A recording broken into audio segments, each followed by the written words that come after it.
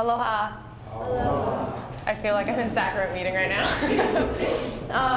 So it's funny hearing that people like me as a speaker. I mean, I guess it's not funny, it's kind of awesome. But I wouldn't say that I feel like I'm really much ahead of all of you guys. About a year and a half ago, I graduated from BYU-Hawaii in graphic design. And I wanted to be a filmmaker. That's always what I wanted to do. But I didn't really know what I was doing when I finished college. So about a year and a half ago when I graduated, I was just like all of you guys. I was sitting in this class, not even a student. I was just kind of sitting in the back, like pretending like I'm like, yeah, I'm totally a student in this class. But I loved learning and going to the lectures and seeing what other people had to talk about, because that was something that I didn't really do when I was in college. I didn't really take the time to learn more about business or entrepreneurship, which is something I feel like most people can do and most people need to learn how to do, especially in our world today. So my lecture, I guess you could say, is about passion, skills, and a successful career. So when I was you guys, it's kind of funny, and I told this in the last lecture. I remember a year and a half ago when I was sitting in this lecture, I think it was Brother Scaff or something who was giving the lecture, and I thought, man, you know that whoever's giving the lecture, like, they made it, like, in entrepreneurship, like, they made it as a successful business person. And so then, like, forward a year and a half, my brother was like, hey, actually, can you speak at our lecture series? I was like, oh my gosh, I did it. I'm successful. It's official. Which is totally a joke. But it is cool, and I'm really grateful for the opportunity that I have to come back and talk to you guys a little bit today about kind of the road that I've taken with my own personal business, and some of the things that you guys can do as well. How many, this is just a random question, how many of you guys are in the entrepreneurship program? Okay, that's a pretty good amount. And how many of you guys are just taking this class because you want to learn a little bit more? You're not necessarily in the program, but you just wanted to have, I guess, an easy one-credit class. Okay, see? So that probably would have been me. But all of you guys in this room are ahead of me from where I was when I graduated college. And like I said, I want to reach out mostly to those who don't really know if this is what they want to do. Just because, like I said earlier, entrepreneurship is something that I feel like every person can learn a little bit more about, and it's something that we all should be learning more about. So I'm going to start off kind of introducing myself. Aloha. My name is Andrea Marshall. Like I said, I graduated with a degree in graphic design, and now I am a freelance filmmaker. And if you guys want to see, you don't have to look it up right now, but my website is www.andreamarshall.com, just in case you don't believe that I'm actually a videographer. Let me see what I have next. What I mostly do is I mostly film weddings. That's probably the thing that gives me the most income right now.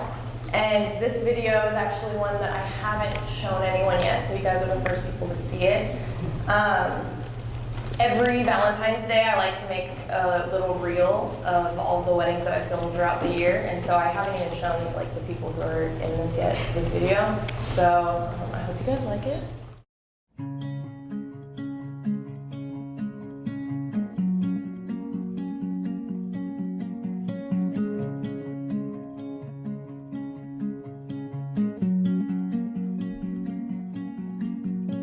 Built on an emerald lake.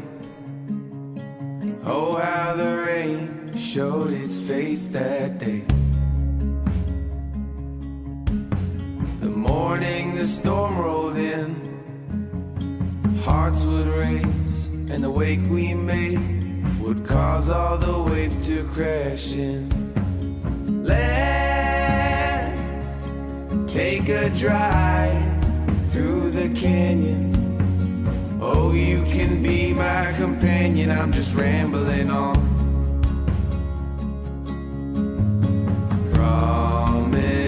Promises made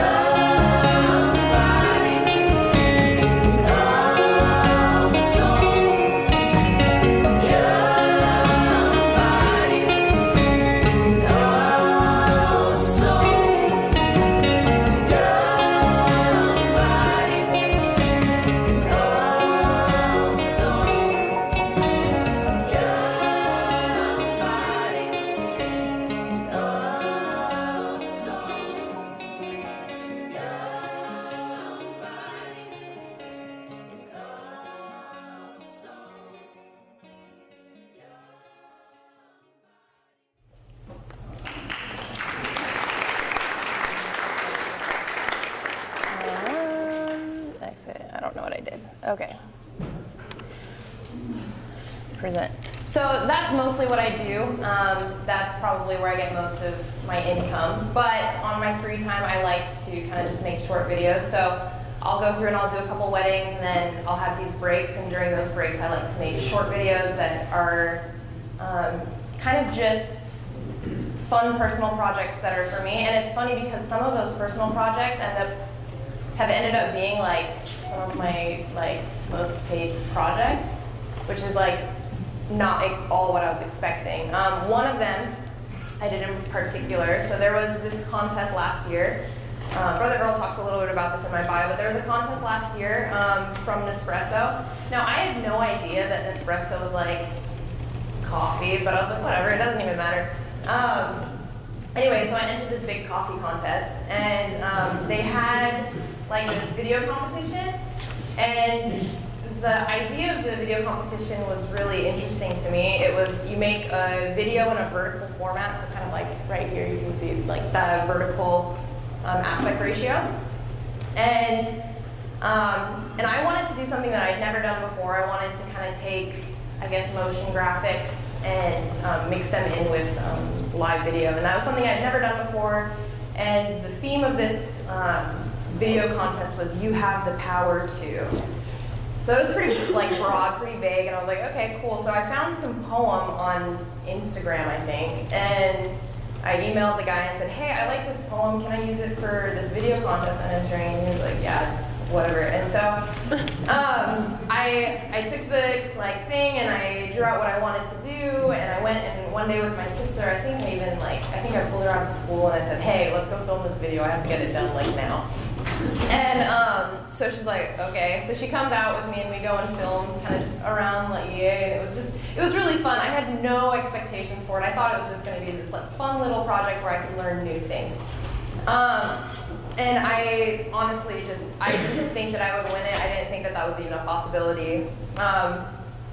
And it was interesting because shortly after I had entered the video, I had gotten calls from the client.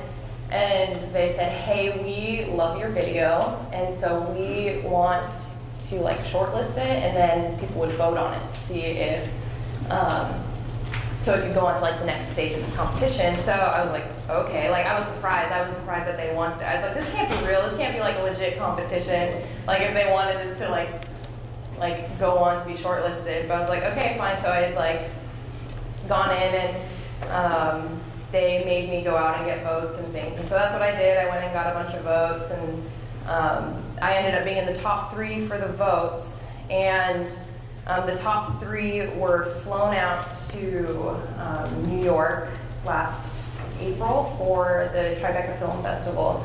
So that was incredible, having a video that I had made screened at the Tribeca Film Festival.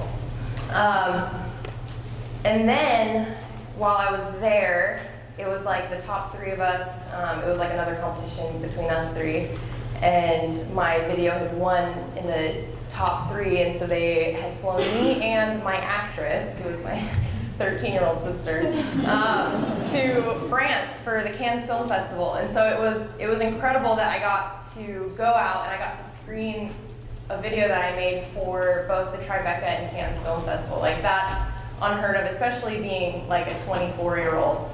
You don't hear that happening ever. And so I was just so excited and so blessed to have such an awesome opportunity. So I'll show you guys the video, see what you guys think. Maybe you guys like it more than I did.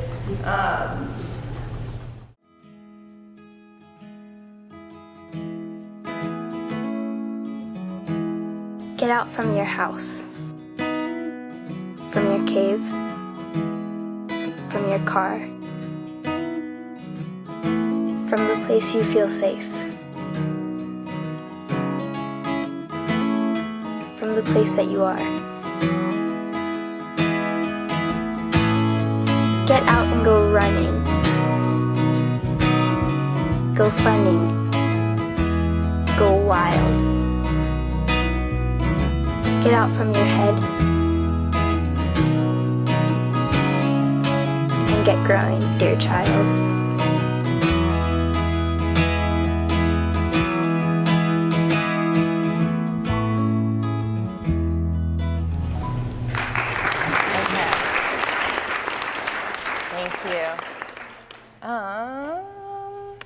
Yeah, so these are a couple pictures from it. That was in front of like the big Tribeca Film Festival sign, and then that was in front of like the red carpet over at the Cannes Film Festival. So it was super cool just seeing like, I don't even know, it was such an incredible experience. I was so grateful that I was able to go and do those things. And so those are a couple of the different projects that I have worked on since I've graduated. And so now I'll kind of talk about what I actually came here to talk about, which is how we can take our passions and turn them into a successful career. So I guess the first question that I want to ask everyone is, what is the difference between passion and a skill? Someone want to answer that? Anyone brave enough? Yeah, go ahead. Passion is something you love and a skill is something you learn. I like that a lot.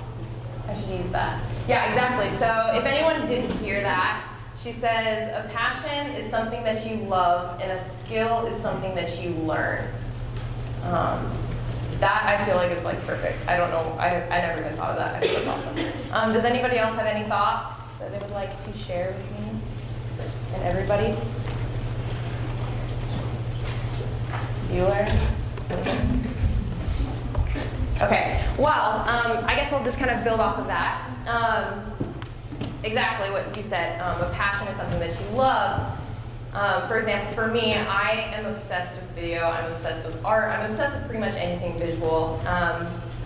And a skill is something where you don't necessarily have to love it, but you know how to do it, right? And so I feel like to have a successful business, you have to have both. You have to be passionate about something, you have to know how to do it. So you can be really passionate, but not know how to do anything. Like, for example, I could be passionate about like watching movies and things, but I could have no idea how to actually do it, right?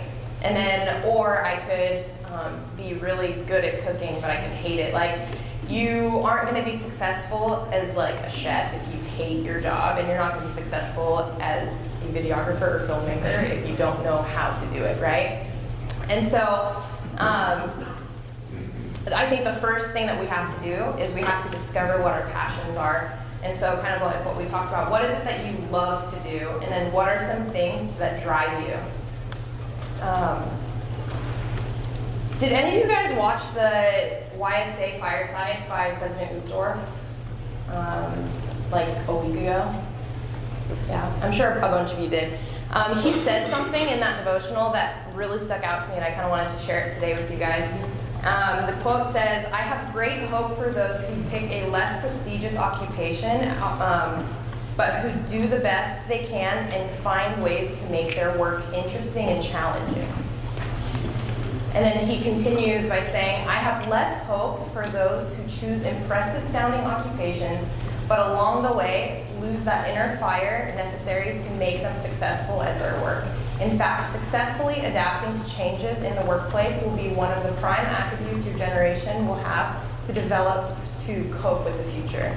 So that kind of scared me at the very end, where it's like, you're gonna need to know how to do that to cope with the future. Like, I don't know what that means. But I did think it was interesting that he says that he has hope for those people who want to make their work interesting and challenging. And then he also says that, like, in work we shouldn't lose that fire that we have. We shouldn't lose that passion. And I feel like a lot of people, you just hear everyone talking about how much they hate their job. And I think that's so sad. I feel like everyone should be entitled to love what they do, because our job is what we're doing essentially for the rest of our lives. So if you're not doing something you love, then you're not going to be happy for a good amount of your life. So for me personally, there are two things that I've always been incredibly passionate about. The first thing is art. First of all, let's look at that picture. Like, that picture is awful. It was like this picture that I had photoshopped when I was like 14 years old. And I thought it was so great, and I think it was my profile picture on Facebook for like 3 years, because I thought it was that great. And then I just deleted it recently. I copied it and I deleted it, so hopefully no one but anyone in this room ever sees it. But yeah, so I loved art. Like, that's something that I've always loved. I've always liked photography and art and anything just like visual and beautiful. And then the second thing that I really like to do is music. Throughout high school, I sang in choirs. I loved playing instruments. I loved learning anything that had to do with art and music. Those things to me were just like the most fun things. And I've always wanted to make sure that whatever I do, it would be something in the art field or in the music field. So when I was 10 years old, my mom, in my mind, I thought she was a graphic designer. I'm not 100% sure if she was or not. I knew that she made the newsletters and stuff for church, and so I was like, oh yeah, my mom's a graphic designer. But my mom bought Adobe Photoshop, and so this is what Photoshop looks like. I don't know how many of you guys use Photoshop and have seen it recently, but it does not look like that anymore. But this is what it looked like when I was 10 years old, and I remember thinking, I want to know how to do that because it looked an awful lot like my other favorite program on the computer, which was Paint. I loved Paint. But Photoshop just looked like the big bad version of Paint. So I just wanted to learn how to do it. And my mom, she'd used Photoshop for her projects. And so I'd come to her and I'm like, Mom, oh my goodness, I want to know how to do it. Teach me how to Photoshop. And I don't know, how many of you guys use Photoshop, but you can't just sit down in an hour and just learn how to do Photoshop. And I feel like people ask me, oh, can you sit down and teach me how to Photoshop? You can't do that. And anyway, so I'm going up to my mom and I'm saying, hey, I want to learn how to do Photoshop. And my mom, and I don't know if it's because she was just lazy or she knew that it's just too hard to just sit down and teach you how to do Photoshop. She told me something that kind of stuck with me for the rest of my life, and I still kind of use this today with the things that I'm learning. But my mom said the best way to learn is to teach yourself. And so my mom didn't teach me how to use Photoshop, and so I went in and I was just kind of fiddling with things. I didn't even know how to open up a new document. I just kind of clicked on different buttons, and then finally, I think a year later, I finally figured it out. Eventually, I kind of just got to playing with it and learning and going online and doing tutorials and all these different things. And then I feel like doing that kind of gave me what I needed to kind of drive my passion and turn it into skill. So when I went to college in 2011, I wasn't sure what I wanted to do. I was like, do I want to do art or do I want to pursue music? So I started out as a double major. And so one of my majors was graphic design, and then my other one was in music. And I thought for some reason in my mind, I'm like, oh, they're both arts. I'm sure I can do it. I can double major in these two majors. And then I realized that all of the classes met at the same times. So it's if I wanted to do one class, then I couldn't take that class for the other one. And so it just turned out being a difficult thing, and after a year of just kind of struggling and trying to figure out what I wanted to do, I was like, okay, I'm between an art major here and a music major here. Which one do I want to do? And I'm like, I should do art because music, I don't think I'll be able to do anything with music. Thinking art was that much more of a successful major, right? So that's what I did. I dropped, did not make this. I dropped my music, I dropped the music major, and then I just decided, okay, I'm gonna focus in on graphic design. And then, out of the blue, I went on a mission, and then while I was on a mission, I, like everybody else, sometimes either when your companion gets sick or whatever, you're sitting at home, you're watching the only movies that you have, right? So we had Joseph Smith, The Prophet of the Restoration. Obviously, we're not going to sit here and watch the whole thing. But I just want to show you a small clip of one part that stuck out to me and kind of changed my career directional path. I remember I was sitting with my companion one day and we're watching this video, and it had been the first time I had watched it in a little bit. It was the beginning of my mission, and I turned to my companion. I was like, "Did you see that?" My companion's like, what? I was like, that shot, it was awesome, right? And she's like, I don't know what you're talking about. So I rewinded, and I'm listen to the music, and listen, and watch the video. I just feel that song by Motown was made for that moment in that video. And I was just talking to my companion's like, I have no idea what you're talking about. And I I don't want to say that that's the first time that I've ever like done that, because I've definitely throughout my life I've always like seen shots or different scenes that I just love in movies, and I'll go back and I'll rewind it and I'll watch it over and over again and just kind of like dissect it in my mind. Like I thought it was so cool, and I'm explaining it to my computer. I was like, look at how like the camera is like slowly moving forward, and then like a coffin comes like above the camera. Like I'm like just like, this is crazy. Like how did they even think of that? Like these are all just things that are going through my mind, and my companion thought I was crazy, and I showed it to my other companions too while we're watching it. Like any other time I would watch this movie with anybody, I'd like pause, watch this, and they're like, what? And so they thought that I was crazy, and so I guess that wasn't the first time I realized that I did that, but I think that was the first time I realized in my life that not very many people like sit there and just like analyze shots like I do.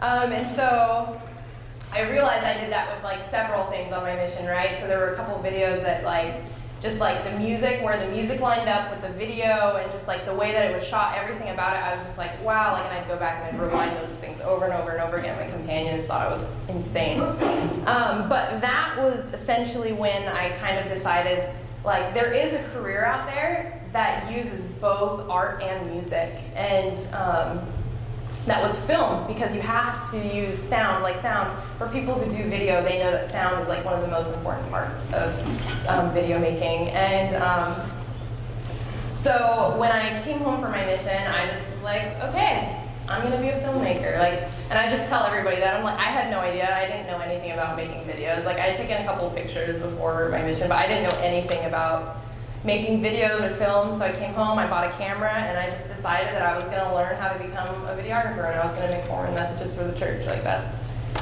just what I knew I was going to do, right? So I was at that point where I had so much passion for something. Like, I knew like that I loved video, but I also knew that I knew nothing about it. Like, I didn't know any I didn't know how to become a videographer or a filmmaker, and so this is where skills come in, right? So I guess the next thing that you have to do after you know what you love to do is you need to develop your skills. So these are some of the things that I have found crucial in starting my business and keeping it going. And so one of the things that I did while I was here in college was I took all of the classes that I could. So there aren't very many video classes that the school offers, but the ones that they do are really cool. So if video is something that you're interested in, like, you should definitely look into taking like a video marketing class that they have, which is awesome.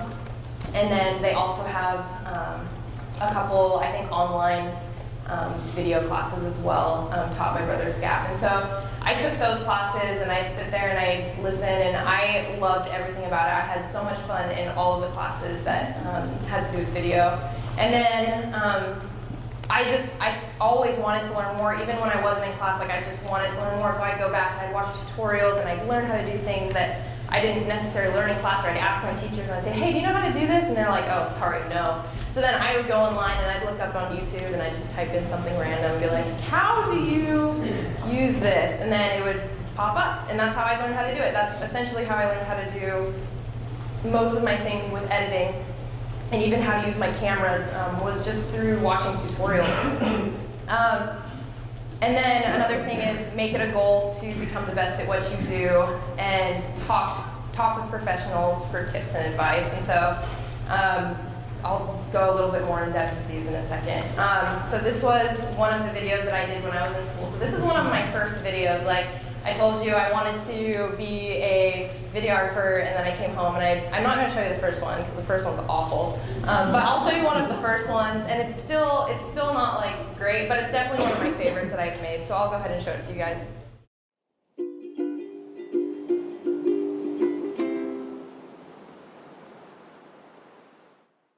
The famous saying in Brazil is água mole, pedra dura, tanto bate até que fura, which means no matter how many times you're gonna hit the rock, one day you're gonna break it.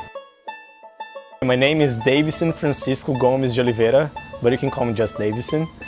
I am in my first year here in BYU-Hawaii, and I'm double major in computer science and IT.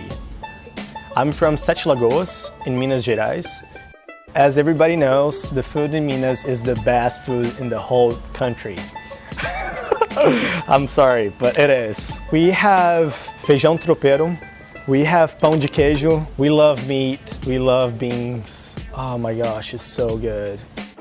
I love the nights in Brazil. We have fun, like I said, like every night, every day. We are always like happy and want to party, like not only on weekends, but like every day. We always hug people. We want to make people like be special, you know, because I want to be special too.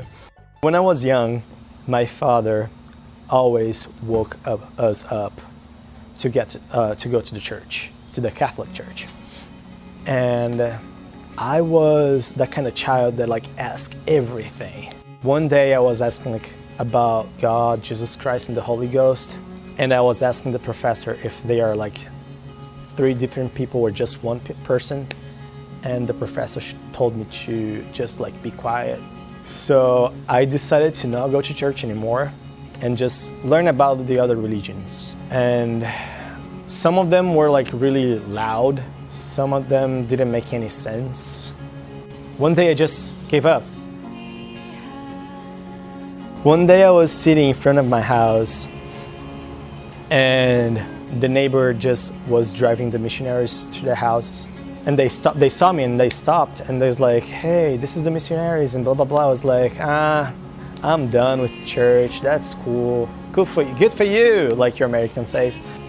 And I was invited to go to the chocolate night at church. I was like, woohoo, why not? I love chocolate. So when I got there in the church, the missionaries just, not only the missionaries, but like the church in a whole, they kind of like hug me in a certain way, you know, like, you know, when you feel home, that was the way that I felt. So I was invited to go to the church on Sunday, and fortunately it was like a general conference. I was listening to the prophet, and the prophet said, I think it was to the missionaries, like, missionaries, you have to baptize more people, something like that. And I turned to the missionary that was teaching me, or that I met. Hey, how many people have you baptized?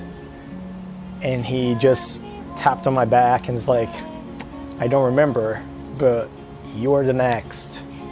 So afterwards, they started to teach me the gospel of Jesus Christ. And something that was really different about anything that I ever heard was, if you have a doubt, or if you don't understand anything, or if you have a question to say, ask the one who knows the most. It changed my life. And since then, as the water and the rock, I have been doing the same thing so that I can achieve the goal of being with my Heavenly Father again. If you persevere doing the same thing, no matter how long you do it, one day you're gonna achieve it.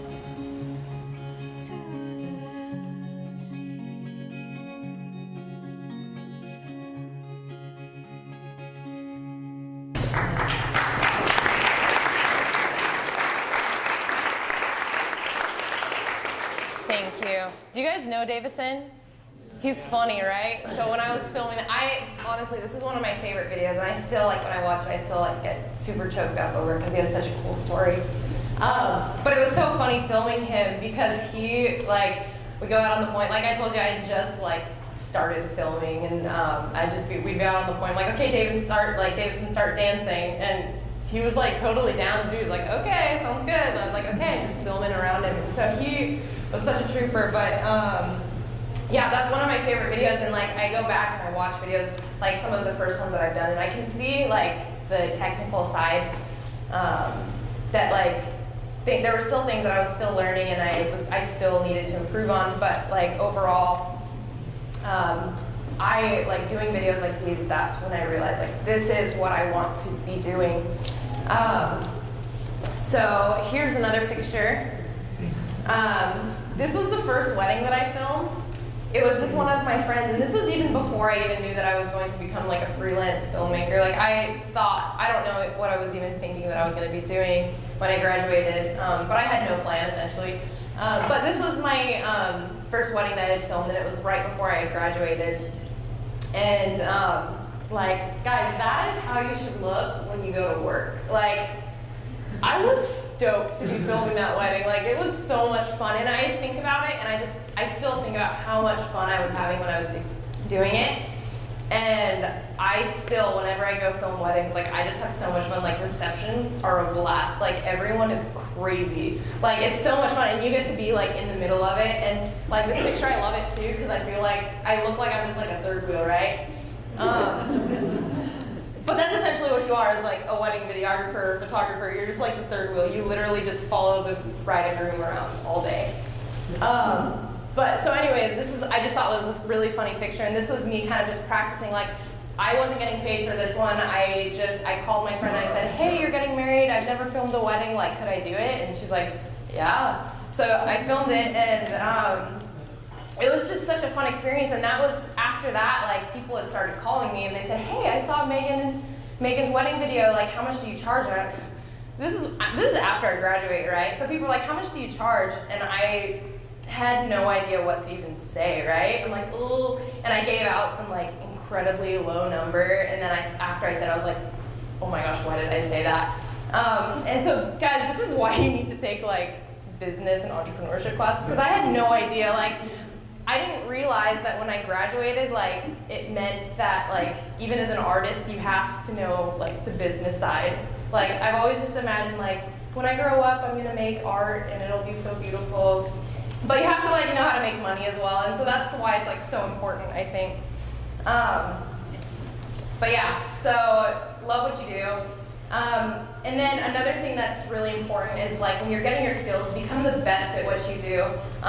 Depending on what you're doing, there's always going to be competition, right? So even in like videos, like, there's so much competition, especially in art, right? Because so many people love to do it. So you need to make sure that whatever you love to do, be the best at it, and go out and, like you said, practice. And so one of the things that I was thinking about is, you know, everyone in Hawaii makes like travel, like, adventure videos, which are so fun. Like, they're really great, like, and I love watching them, but I knew that I probably wasn't going to be making money making a travel video, because so many other people are making travel videos, right?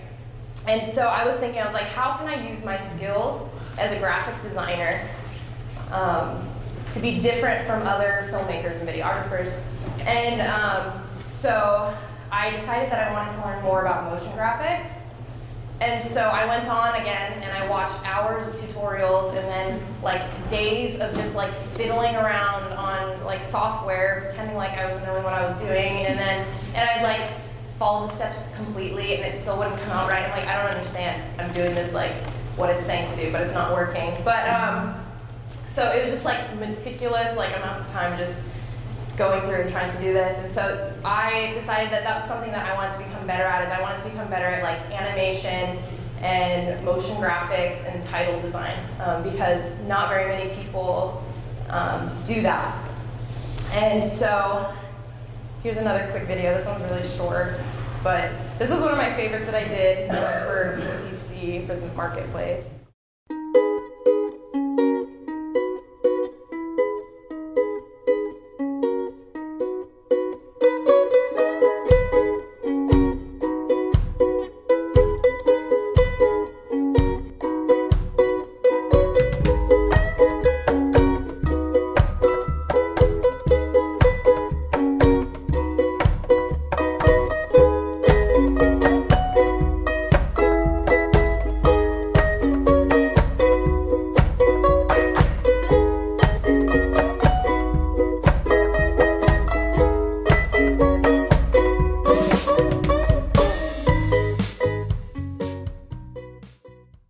So that was just like a little commercial that I had worked on for the Hukiwa Marketplace, and it was so much fun because I got to do exactly what I like to do, and they like loved it. They were just like, oh my gosh, like that's exactly kind of like the feel that we're going for with it. And so it was just such a fun project to work on, and so that's, I feel like, it's how I've been able to use the graphic design skills that I've gotten from college and kind of apply it to the field that I'm in right now.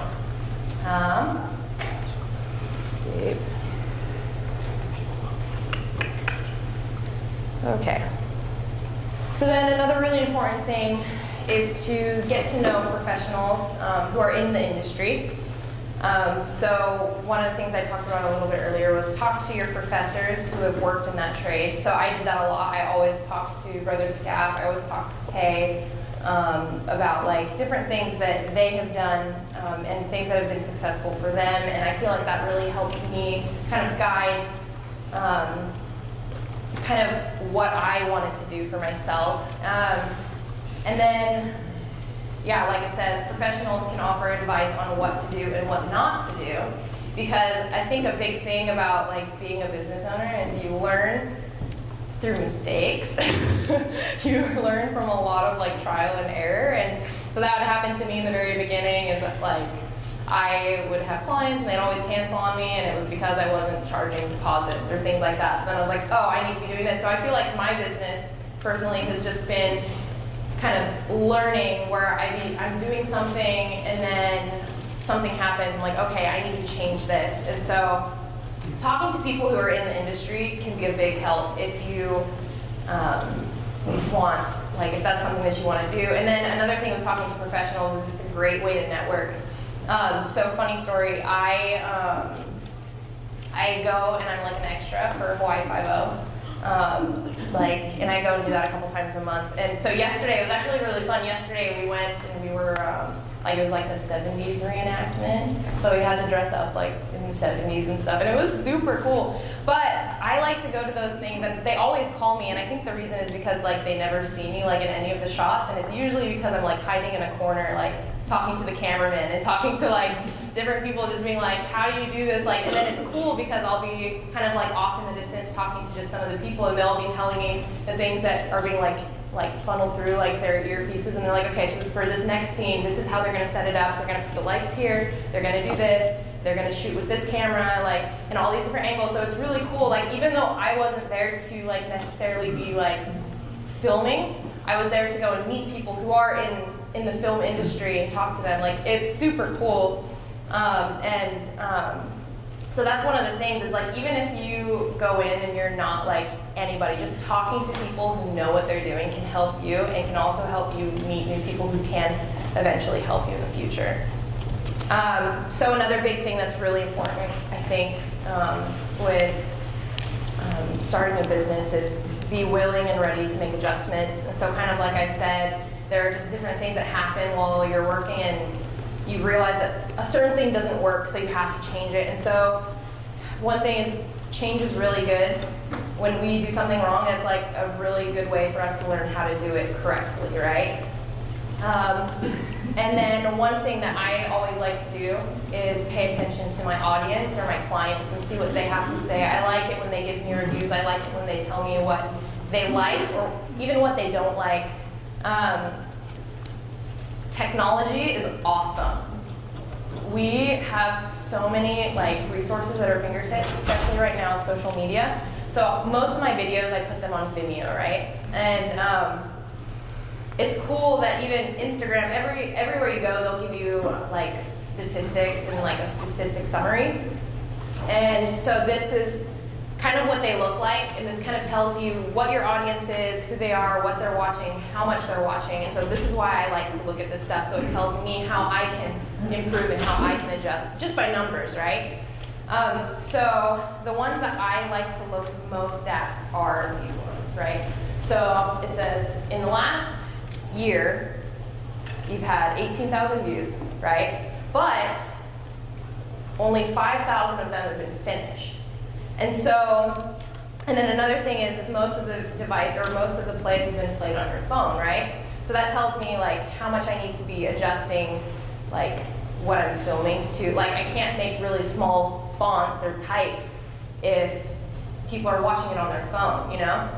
And so it's like just paying attention to those little details I think are really important. So this is like another random page that they show you. So I think this is crazy. The total time watched for my videos is 18 days. Like, in the last year, altogether, it has been 18 days, 13 hours, 5 minutes, and 27 seconds of total time watching the videos. Like, that's crazy. But I also think it's interesting, you look at, so in the past month it said like the average time per view was 54 seconds. And so that really tells you, like, people don't like watching long videos, right? So like, I know when I go online and I'm looking up videos, if I see I'm like, oh, this video looks cool, and I'm like, oh, it's 7 minutes long. Yeah, I don't have time for a 7-minute long video. But then I go down to the next one and it's like 48 seconds long, and I'm like, I can do 48 seconds. Like, I can totally do that. So something that kind of I decided to do for myself was make powerful messages in less than 1 minute. Like, that was my goal after I kind of looked over and kind of reviewed my own personal statistics, is I wanted to make videos that were in less than a minute so I could get more people watching the full video, right? So here's a quick video that I made. It's one of my favorites as well. They're all my favorites. What am I talking about? If a person has ugly thoughts, it begins to show on the face. And when that person has ugly thoughts every day, every week, every year, the face gets uglier and uglier until it gets so ugly you can hardly bear to look at it. A person who has good thoughts cannot ever be ugly. You can have a wonky nose and a crooked mouth and a double chin and stick out teeth, but if you have good thoughts, they will shine out of your face like sunbeams, and you will always look lovely. So yeah, and so the reason I did that is because I wanted them to be more straightforward. I wanted to increase the percentage of watch, more engagement. And I also, this is weird, but I wanted to be able to upload them to Instagram without having to like cut it and be like, view link in bio, you know?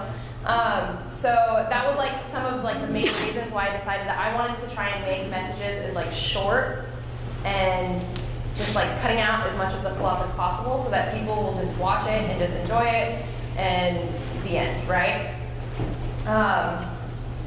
One of the final things I want to talk about is just knowing that, like, I think honestly just all knowledge is important. It is important to just learn from just, what's the right way of saying this?